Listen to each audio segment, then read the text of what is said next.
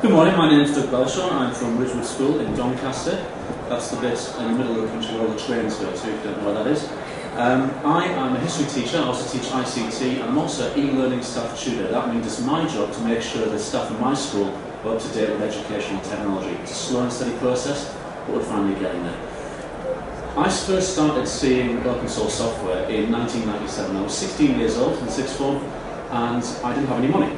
My parents weren't going to pay for software for me, so I needed to go on the internet and find some software. So I found out about Linux. It seemed fantastic. People are giving away operating systems for free. Sure, there must be some cash, but there wasn't.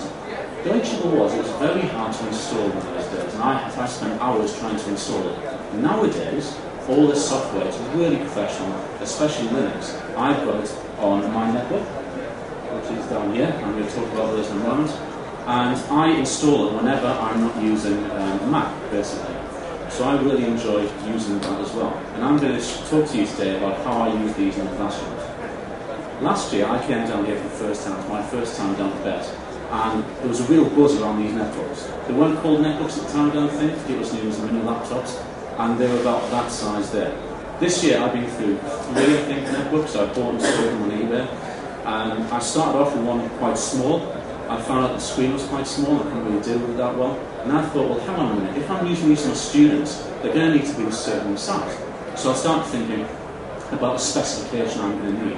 Well, if I'm going to use this with my students, and I had a conversation with a network manager, and he said, well, for health and safety reasons, I want to have at least a 10-inch screen. And I thought, well, that's fair enough. So I started thinking about, what other specifications do I need for use in my classroom? And I thought, well, they have to be lightweight, they're going to need to be moved about quite a lot, so they're going to need to have a good battery life. I don't want to be charging them after every single lesson. I want them to last pretty much a full day.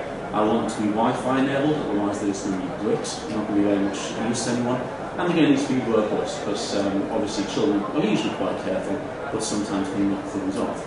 And the one that I came up with is this one here, and if you want to have a look at it at the end, feel free to come and grab me. And it's the Asus EPC 1000.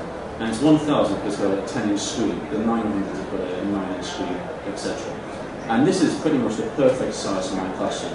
I've got one for me, I've got 5 for my pupils, I've got them 5 islands of tables, and these ones are running Xandros Linux, I'll talk about that in a moment. They've got a very fast boot time, and the battery life is fantastic, it's between 5 and 6 hours, which means I just need to charge them pretty much overnight for the next day if I'm using them all day.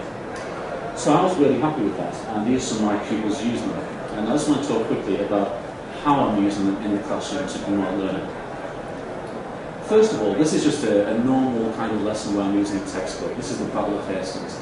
So I'm doing history, you can see how it's set up in an island type table there. And Laura is using a netbook just to find out something else. It's self-guided, I haven't told her what to look up. She just grabbed hold of it, it's on the table, she's looking something up that she is interested in. That's all she's doing there. I could come around, I could show her something, that type of thing. Fairly low standard, low kind of on the Bloom's taxonomy, very low level stuff, just off it, knowledge. But also you can set them some questions. Now these questions can be self-generated, they could be, right, let's come up with 5 questions which we want to know about, for example, the Battle of Hastings. Or I could set them some questions as well. And as a group, collaboratively, they're trying to find out the answers to those questions. If you look really careful on that screenshot, you can see I'm using a website called Worldio. There's also a Google custom search. I've narrowed down their options, and these are just searching websites to do with history, no other websites to do with, for example, Hastings and Sherwoods or anything like that. It's just stuff to do with history. So that's inquiry, that's why I'm using that for them. But also you can set up some lesson activities. And this is what I want to talk about, the particular distribution of Linux, which is on these netbooks. On this one here, which is my teacher one, I've installed a different version of Linux, and that's because I, as a teacher, have different needs from my pupils. I just went onto the internet, downloaded a CD, installed it on there, and I had a different operating system to them. And that operating system is Ubuntu, which you've got on your chairs there, and it's called the Netbook Remix. Because people worldwide have realised that you need to have a specific version for these netbooks because they've got smaller screens and different features, etc. So I've got Ubuntu Netbook Remix on here. The kids have got something called Xandros, and this has got big buttons. I've never had to tell them which program to open. I just tell them to go on the internet, record something, open a Word document, open a web processing type of thing. So in terms of a lesson, I can set a carousel activity. where I've got these 5 netbooks in the corner.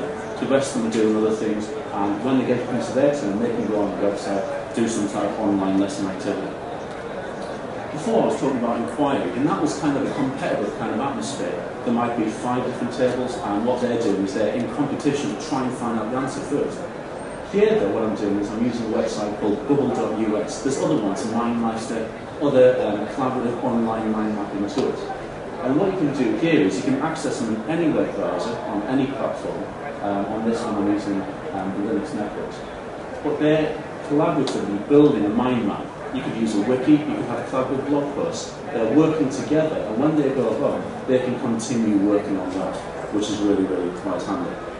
So all in all, it leads to a kind of a blended learning environment. What you can't see on this picture, you can see the 3 tables where the netbooks are on there, but you can't see the 2 tables over here, where they've decided at this point of time, they don't need to use them, because they're quite happy talking to each other, using the textbooks and other resources there. And it's this type of blended learning environment which I want to kind of push in my classroom, because I want these to become an everyday part of the fabric of my classroom. This is a Year 7 class. They've pretty much known nothing else this year. This is usual when they come into history. So why use open source software? Well, it means that when they go home, like Jose said, like Michelle said, like Miles has said, when they go home, they can download Linux. They can install it on their computer. They can run Windows on this at the same time if they want to. They can use a CD like you've got in front of you. If they've used Audacity, they can go down and download it at home. They can use everything that they've used in my lesson at home, and there's no barriers there. They can just continue doing what they've done before.